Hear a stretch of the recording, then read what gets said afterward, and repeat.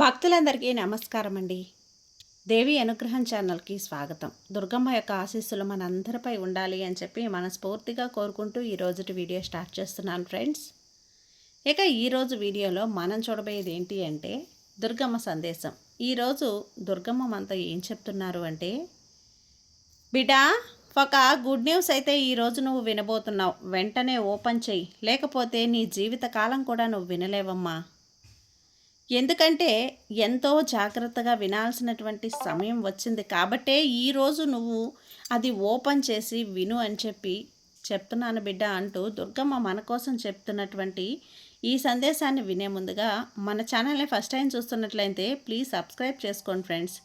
Video నచ్చితే కనుక like చేసి సపోర్ట్ చేయండి. ఇక వీడియోలోకి వెళ్ళబోయే ముందుగా ఒక్కసారి మనకు బాగా తెలిసినటువంటి గురువుగారు శ్రీ వారాహి అమ్మవారి జ్యోతిష్యాలయంలో జ్యోతిష్యం చెప్తున్నారు గురూజీ సుబ్రహ్మణ్యం రాజు గారు. Contact number 9989794560. ఈ గురువుగారు ఎలాంటి సమస్యనైనా సరే ఫోన్లోనే పరిష్కరించేస్తారు. నమ్మకంతో గురువుగారికి కాల్ చేయండి. స్త్రీ పురుష వశీకరణ స్పెషలిస్ట్ గురూజీ సుబ్రహ్మణ్యం రాజు గారు.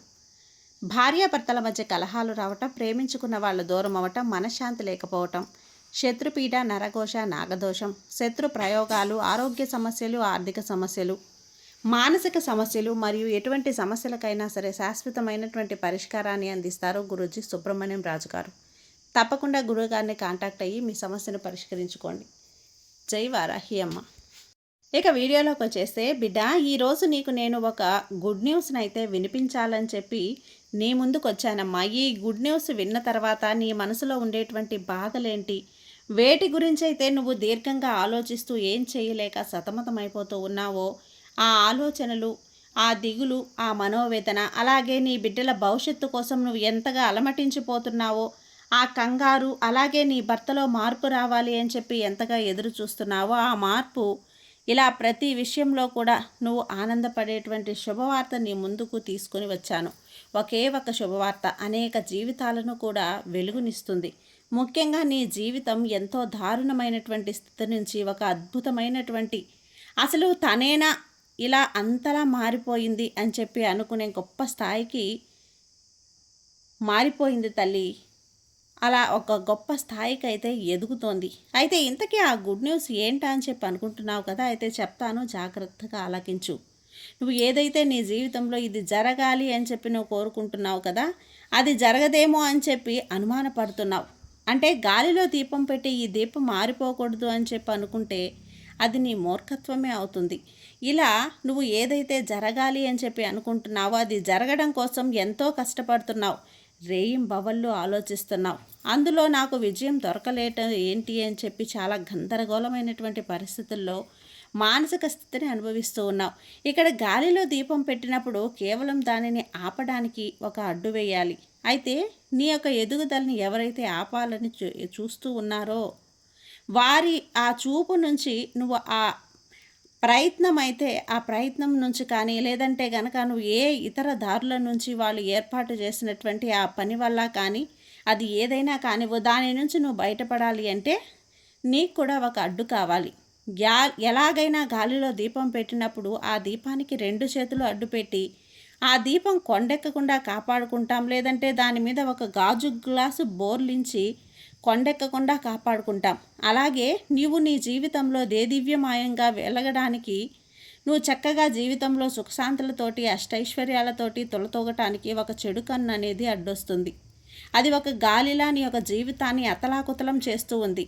అయితే మరి నువ్వు దీనికి ఎటువంటి దారి లేదా అని చెప్పి నువ్వు గనక ఆ దారి, నీకు ఈరోజు ఆ దారినే ఒక గుడ్ న్యూస్ రూపంలో తీసుకొచ్చి చెప్తున్నానమ్మా. బిడ్డ, ఏం లేదు తల్లి, కొన్ని గ్రహ దోషాల కారణంగా ఆ శక్తి నిన్ను మరింత శక్తిని పుంజుకుంటుంది. కాబట్టి నీ శక్తిని నువ్వు తగ్గించడానికి నువ్వు చేయవలసిందల్లా ఏంటి అంటే గ్రహాలకు అనుకూలంగా మార్చడం. దానికోసం నువ్వు ఏం చేస్తావు అంటే, ఈ శుక్రవారం రోజున ముడి శనగల్ని, అంటే నల్ల శనగలు ఉంటాయి కదా, ఆ నల్ల శనగల్ని నానబెట్టుకొని ఉడకబెట్టిని వాటిని తాలింపు వేసి అందులో ఆవాలు, ఎండుమిర్చి వీటన్నింటినీ కూడా వేసి నాకు ప్రసాదంగా సమర్పించి ఆ తర్వాత వాటిని అందరికీ కూడా పంచిపెట్టు. కుదిరితే వాళ్ళకి పులిహోరను కూడా, అంటే అన్నంతో తయారు చేసినటువంటి పులిహోరను కూడా అందరికీ కూడా కొంచెం కొంచెంగా ప్రసాదంగా వాళ్ళందరికీ కూడా సమర్పించు. నా దేవాలయంలో నువ్వు ఈ విధంగా పంచిపెట్టలేనైతే నిన్ను ఏ శక్తి అయితే అడ్డుకుంటుందో ఆ శక్తి అనేది పూర్తిగా పతనం అయిపోతుంది. అలాగే నీ జీవితంలో నువ్వు అనుకున్నవి అనుకున్నట్లుగా సక్రమంగా జరుగుతాయి. నువ్వు ఏ వార్త కోసమైతే ఎదురు చూస్తూ 1000 కళ్ళతో ఎదురు చూస్తూ ఉన్నావో ఆ శుభవార్త అనేది జరిగి తీరుతుంది. నువ్వు కోరుకుంటున్నటువంటి కోరికలన్నీ కూడా ఖచ్చితంగా నెరవేరి తీరుతాయమ్మా. ఇదొక్కటి మిస్ చేసుకోవద్దు. లేదంటే నేను చెప్పినటువంటి శనగలు ఒక్కటే వండి పెడతాను అంటే కనుక శనగలు ఒక్కటే వండి పెట్టు. లేకపోతే నువ్వు నా కోసంగా చేసినటువంటి ప్రసాదం చక్కెర పొంగలి కానీ పులిహోర కానీ ఏదైనా కానీ నువ్వు చక్కగా నైవేద్యంగా మొదట నాకు సమర్పించి ఆ తర్వాత నువ్వు వచ్చిన భక్తులకు సమర్పించావు అంటే ఈ శ్రావణ మాసంలో నీ జీవితంలో జరిగే మార్పును నువ్వే చూస్తావు. ఈ యొక్క అద్భుతాన్ని చూసి నిజంగా ఇంత మార్పు నా జీవితంలో జరుగుతుందా, అసలు నేను కోరుకున్న కోరికలు ఇంత త్వరగా తీరిపోతాయా, నా జీవితం ఇంత ఆనందంగా ఉంటుందా, నా చేతిలో ఆనందంగా ఇంత డబ్బు నిలుస్తుందా అని చెప్పి నిజంగా నువ్వు ఆశ్చర్యపోతావు. గుర్తుందా బిడ్డ? నిజంగా నువ్వే ఆశ్చర్యపోతావమ్మా. ఎందుకు దుర్గమ్మ ఈరోజు మనకి ఇంత ఒక గుడ్ న్యూస్? ఎందుకంటే మనం ఒక దారిలో వెళ్తున్నప్పుడు ఆ దారిలో ముళ్ళుంటాయి, రాళ్ళు ఉంటాయి.